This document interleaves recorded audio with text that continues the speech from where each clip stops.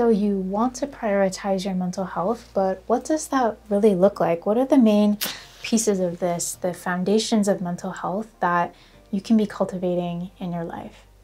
In this video, we're going to talk about another key piece to prioritizing our mental health, which is hydration.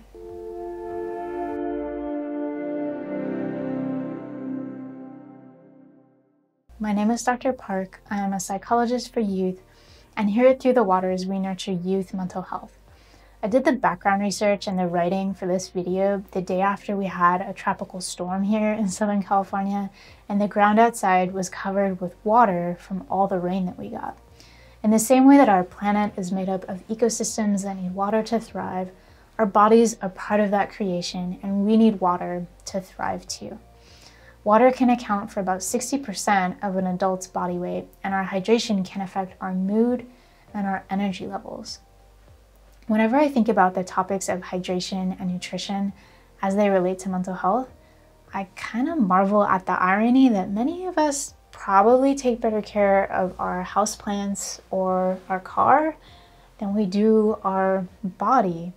In this earthly life, us humans can get another houseplant or get another car, but we can't replace our one human body. So the way I think about it is, let's try to take the best care of our bodies that we can. That being said, what are the guidelines around hydration? How much water do we need to drink in one day? Well, here's the basic recommendations from the National Academy of Medicine.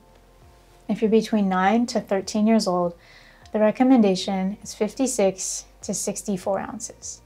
64 ounces is kind of like 8 glasses of water.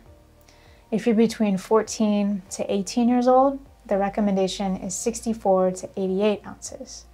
For folks over the age of 19, the recommendations are 104 ounces for men and 72 ounces for women. As I was learning about this topic of hydration, something that surprised me was that about 80% of our water intake can come from drinking water, and about 20% of our water intake can actually come from the food that we eat. For example, did you know that a boiled sweet potato is about 80% water? I love sweet potato fries, but apparently they would be healthier if they were boiled, but that sounds kind of gross. Okay, anyway. Also, I've always heard in the past that coffee and tea do not count toward our daily water intake because they have a diuretic effect, meaning they make you pee. Turns out the research doesn't fully support this. Drinking more than 180 milligrams of caffeine, which is like 2 cups of coffee in a day, can make you pee more in the short term, but it doesn't necessarily dehydrate you apparently. So coffee and tea can actually be counted toward our total daily water intake. I'm not really sure how I should feel about that because I've been trying to cut down on my caffeine intake. And I feel like this research is going to just reinforce my coffee addiction, but that is my problem, not yours. So I'm actually just drinking like 1 cup of half calf most mornings, so really I'm probably okay. One of the practical tips that has helped me drink more water is to just have a ridiculously big water bottle. I'll show you mine. This is 64 ounces, so I try to drink 1, maybe 1.5 of these in a day in the time that I'm at home. Realistically, that doesn't always happen, but it just helps me keep it simple to have 1 ridiculously big water bottle.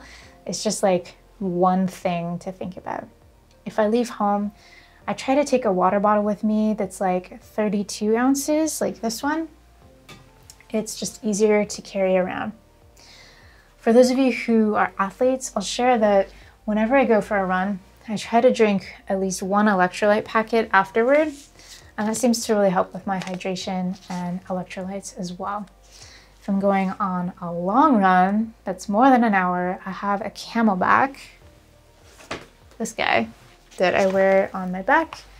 Put water in that, and then I put something in the water called Tailwind. I know there's like a lot of props in this video. Tailwind, I put that in the water in my Camelback to keep me hydrated throughout my run. I know there are certain brands of sports drinks that shall not be named that are very popular, and a lot of people drink them, and I drank them when I was growing up too. But I would just say actually look at the ingredients of what you're drinking. Make sure you know what's in there and make sure you understand whether it's what your body actually needs or not. In other words, like, is it actually healthy for you or not? So for everything I've shown you in this video, I'll put a link in the description where it says a few of our favorite things. But how about you? Is there a strategy that's helped you drink enough water? If so, share your tips in the comments so we can all learn from each other.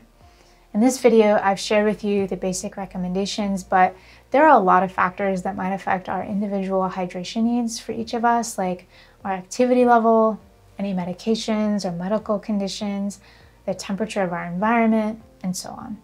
As with any health topic, remember to talk with your doctor if you have specific questions or concerns about your own body.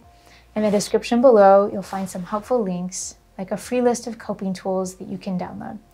You can also sign up for our signature anxiety program called Peace to the People, where we take a deep dive into leveling up your tools for dealing with anxiety.